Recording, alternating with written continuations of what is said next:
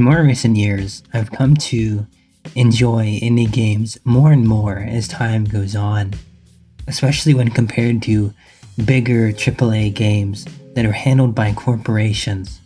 I'm not the only one who feels this way because you hear more and more about indie game successes, although oftentimes those are really just exceptions to the norm because a lot of indie games you never really hear about.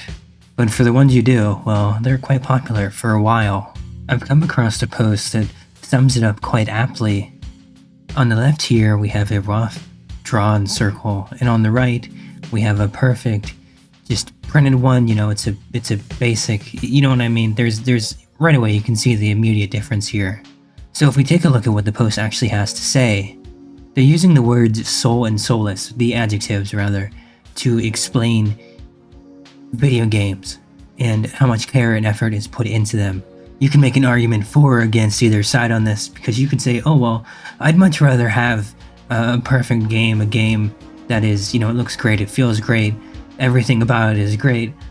But then you have people on the other hand that say, oh, well, you know what, maybe I want things about my game to kind of suck. Maybe I want that human feel, right? But let's see what it actually says. This pic unironically explains the difference between soul and soulless. On the left, you see the work of a human. You can see all its imperfections and rough edges, and through them you can trace the effort that the artist put into the work while making it.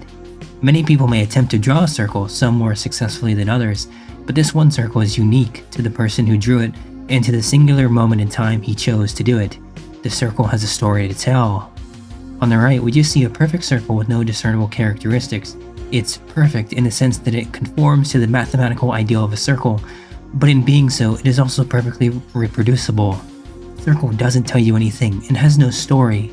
It is literally just a figure that consists of points equidistant from a fixed point. It has no unique identity of its own. There are literal hundreds of millions of these in the world. On a certain technical level, the circle on the right is obviously better than the one on the left, and yet the one on the left is more interesting to look at, and it evokes more empathy from the viewer. The circle on the left has soul, because you can tell it was drawn by a being with a soul. The same principle can be applied to all forms of media, so it doesn't even have to be about video games, but in this specific instance, we will be talking about video games. This is why there is such a pushback against AI taking over, doing things for people. It's why artists and writers are so upset about it. Because yes, while it does do what it does well, it's not exactly the same. And anytime it is used in a post or a video, and you can noticeably tell it's AI, people will point out in the comments that it is AI because they don't like that sort of thing. Or even if they don't like, they want other people to know that it's not genuine, that it isn't real. For example, on Steam, because Steam is the largest, video game marketplace, they have to disclose whether or not they use AI in their games and to what extent they use it. And that's very important, and of course it is. Would you rather buy a game that has actual human work behind it, human staff, somebody actually doing it, writing it, making it, coding it, drawing it? Or would you rather have ChatGPT draw up the scripts, write the code, the functions? What would you rather have? And a lot of people say that the line here is whether or not you can use it to troubleshoot your code, which, there's nothing wrong with that. From a rubber ducky perspective, if you, the coding technique that's been used for quite a few years now, where if you have a bit of code and you don't know where a bug is, but you know there is a bug because it isn't running, you have a rubber ducky or something equivalent. It doesn't have to be a rubber ducky. I guess that's just what they used, and that's what caught on. You could literally talk to anything. The point is that you're going line by line by line. You are literally saying it out loud to yourself. You're saying, okay, so this goes to this, but this doesn't match up here, so aha, I found it. So you're literally going line by line to try and find out your error. Whereas otherwise, you would just quickly scan through it, you just barely read it, skimming it, but with a more careful, attentive eye, and literally reading every part of it, you can see how it is a useful technique, and also why it would make it to schools in the first place.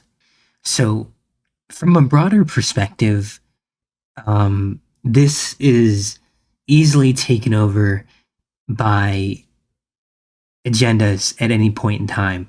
I know that might be a little bit confusing at first, but it's easily broken down to good versus bad, especially considering the place where this post came from. It doesn't necessarily have to be on 4chan. It could be on Instagram, it could be on Twitter, okay? It could be on any site. And people can just farm engagement. They could say, oh, well, you know what, actually, GTA 6 has soul.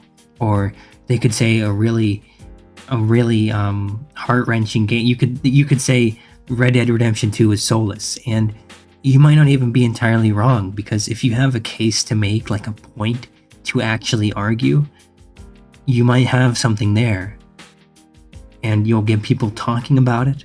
But to be perfectly clear, I do believe Red Dead Redemption 2 had a lot of work put into it, time and effort, literal fucking years, okay? I'm not saying it's soulless, it's just an example, okay? People will find whatever they think people will like and just rage bait with it, you know what I mean? So it's shit like that you have to look out for. I would have to say, generally though, on a wider scale, games definitely do feel like they're getting more and more soulless, okay? More and more devoid of passion, creativity, art, even actual effort.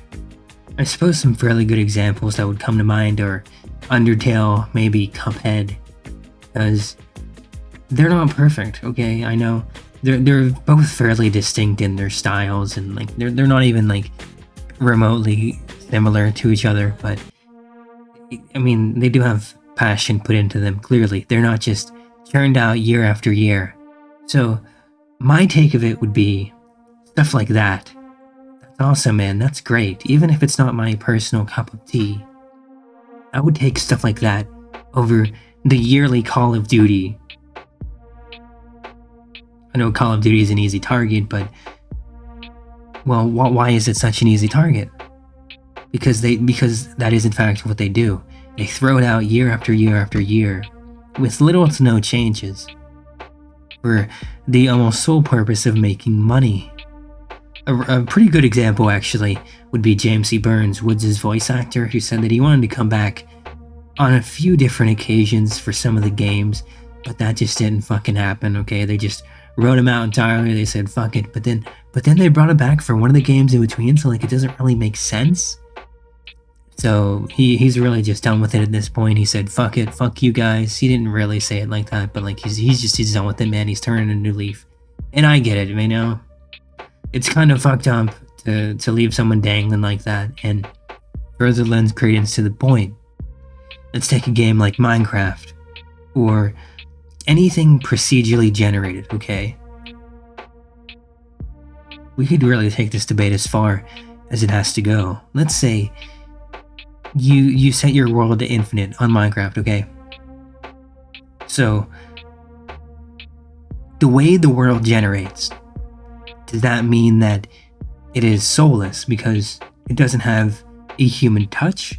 Or does it actually have a human touch to it because it was initially created by a person, a team, developers, to be laid out in such a way, you know what I mean? There's a few topics I would have to say would have to be perfect for the little grammar part of me. I can never take it whenever I play something and I notice all the writing grammatical errors. It's not my thing, man. You can easily get an actual writer. But what about art? Let's talk about art for a minute. Is it okay? Is it good or preferred even to have imperfections in your art? Would you rather have, an artist, somebody who's been doing this for a while, like, actually support somebody? Or would you rather have some corporate fucking, like, overhead, some AI do it? You know what I mean? And it's obviously a point of contention, because it's like I said before, people will just continue and continue to point these things out. They will review the games, they will say, oh, this is AI slop, this is shit, don't play this. And even if it is mentioned in the developer disclosure section whether or not they use AI, people don't care, because they will still say, oh, this was majority made with AI. So you're not even really playing a game at that point, man. Because you're not playing somebody's creation. I would have to say that a game is, most of all, somebody's creation. Our games aren't, yes.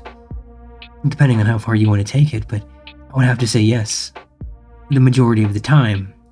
So you're enjoying somebody else's handcrafted work. So whenever you remove the handcrafted part out of it, what do you have? What is there left? You're really encountering a Shipathesia situation. And what about the story of a game?